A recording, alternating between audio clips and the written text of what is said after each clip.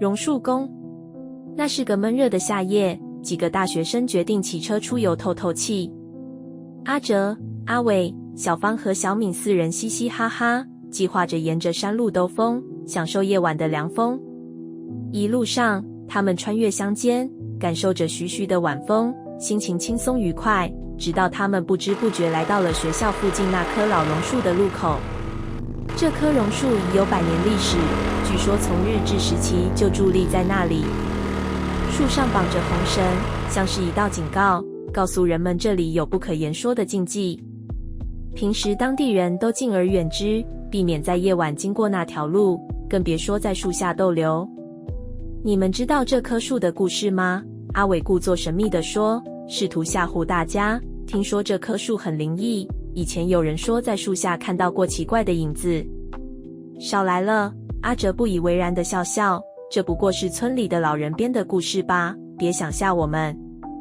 他们继续说笑，并没太在意那棵榕树，驾着机车往山路上行驶。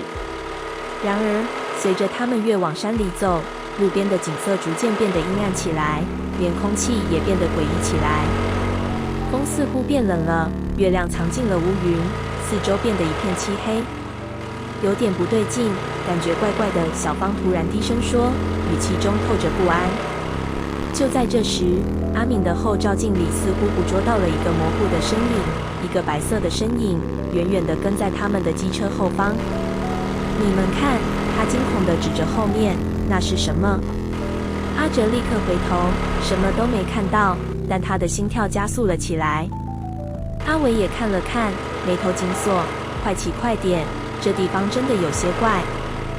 他们不敢多说，猛踩油门加速，然而那白色的身影却越来越近，随着速度的提升，身影似乎也在加快速度，他们的心脏跳动得更加剧烈，脑海中开始浮现出各种恐怖的猜测。快回学校！阿哲急促地喊着，手心里已经满是冷汗。他们狂奔回学校方向，汗水和恐惧交织着。然而，当他们再次经过那棵老榕树时，事情突然发生了转变。白色的影子在榕树旁戛然而止，仿佛被什么东西挡住了一样。他停下来了，他停下来了！小芳激动地说。阿哲4人颤抖着下了车，远远地望向那棵树。